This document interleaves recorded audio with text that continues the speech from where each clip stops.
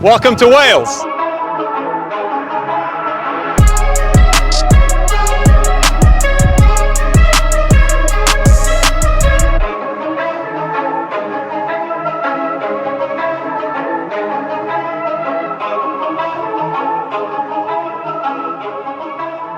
So we're here at Anglesey for round 4 of the MX5 Super Cup. Being from South Wales, this one feels like a home race to me, even if it is the other end of the country and virtually further away than all of the other tracks we visit. Just like Croft, where we raced for the last round, we didn't race here last year, and the last time we did race here in 2021, it went terribly. More on that later.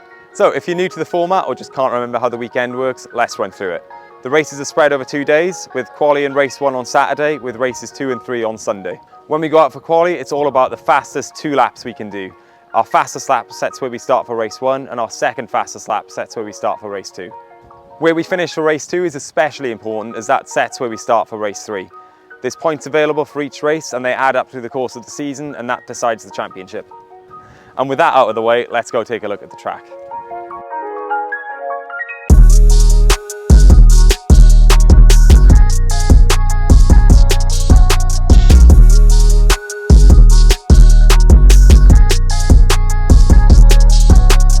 So we're here on the start-finish straight. From here, it's a really short run down to turn 1. During the race, this corner is almost flat out. It's just a little lift. At the race start, it's practically flat out, and it's a really good chance to try and make up some positions if people are being a little bit overcautious.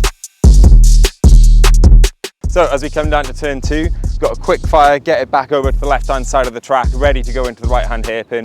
The inside of the track is quite cambered, which means you can go in quite a bit faster than you expect, and it also means it's a good opportunity to try and make some overtakes.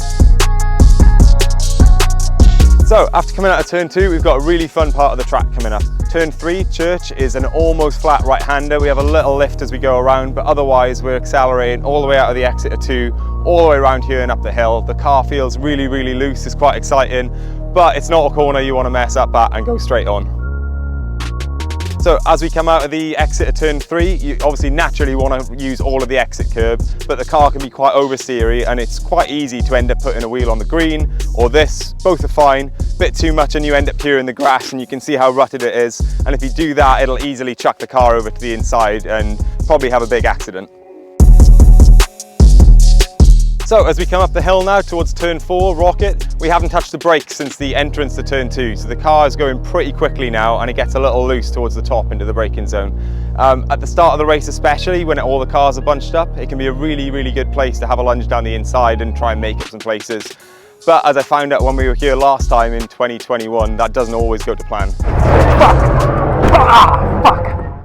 So at the top of Rocket, hopefully we've got the car stopped in time, and then we're trail braking in and setting ourselves up for the next hairpin. It's such a short run between these 2 corners, it can be difficult to overtake into the hairpin, but the exit is key.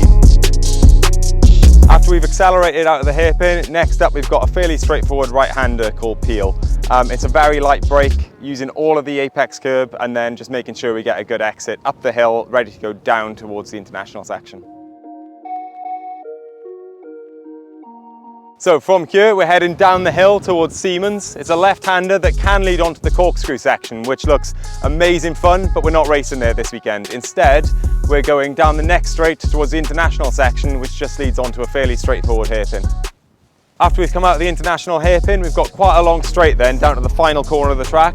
It's a left-hander, but you might see we've also got the pit lane entry here, and if you're not quite paying attention, it can easily draw you into turning in a little early. So you might be able to see some grid slots marked out here, and we're not even on the start-finish straight yet. And although you never want to qualify badly, Anglesey is definitely not the track to do it on, because if you're starting this far back, you're not even going to see the start lights go out at the start of the race. So that's a lap of Anglesey. Next up, we've got quali.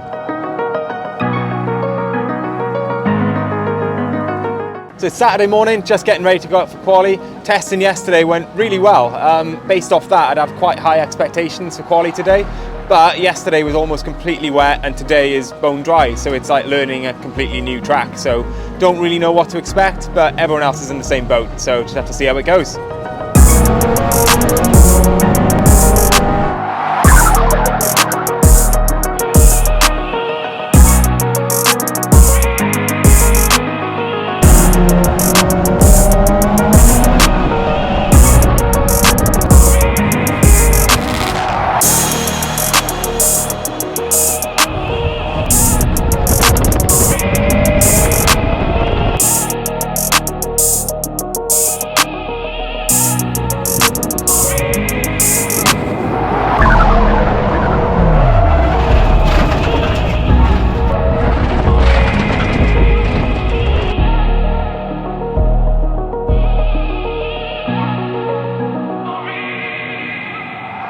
So we've just finished quali, ended up P11, not too thrilled with the result to be honest. It's not terrible, but I thought we could have done better. This weekend is the first time we've run the car without power steering, and yesterday testing it was pretty wet and actually really nice to drive. There's a lot more feel in the car, had a lot more confidence. I was hoping that was going to carry forward to today, but in the full dry conditions it's surprisingly really physical to drive, and I was just getting tired, making mistakes, and yeah, set my quickest lap pretty much right out the gate, and then went a little bit backwards from there and just constant mistakes through the session. So that's why I'm a little disappointed. Got quite a long time to rest now. Race 1 is this evening, and usually late at like 6:30 at night, so plenty of time to rest and get back to it, and hopefully the race goes a bit better than quali.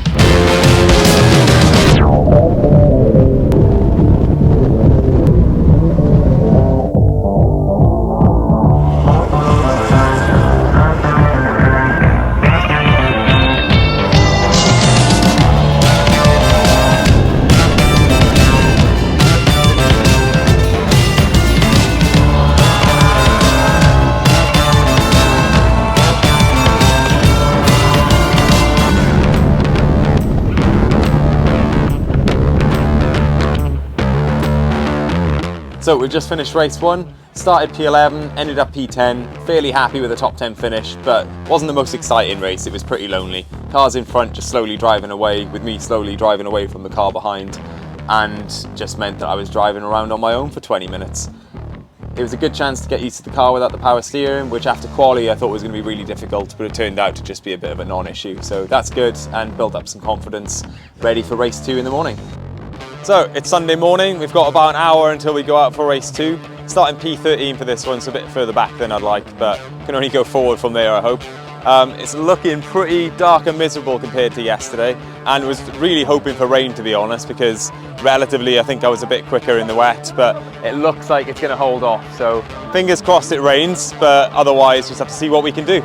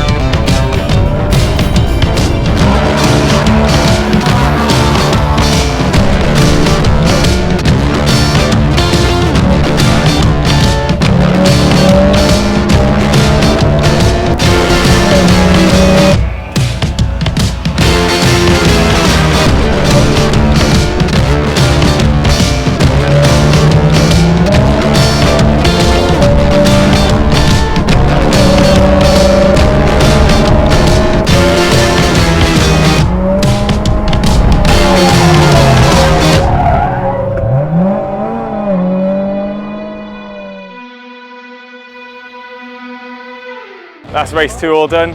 Got what I wanted with the weather. It was a nice wet race.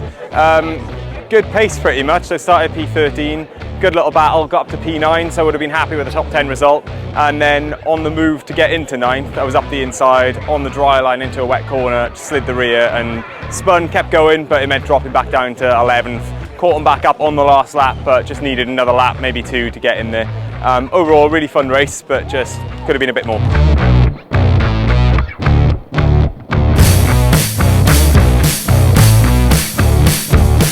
So we're about to go out for race 3, which is the final race of the weekend. Looks like it's going to be a dry one, which doesn't really suit me as well, but starting P12 in a reverse grid race, usually that means quite a chaotic race start, so hopefully there's a lot of battling ahead and I can make up some positions. Fuck it, that'll do.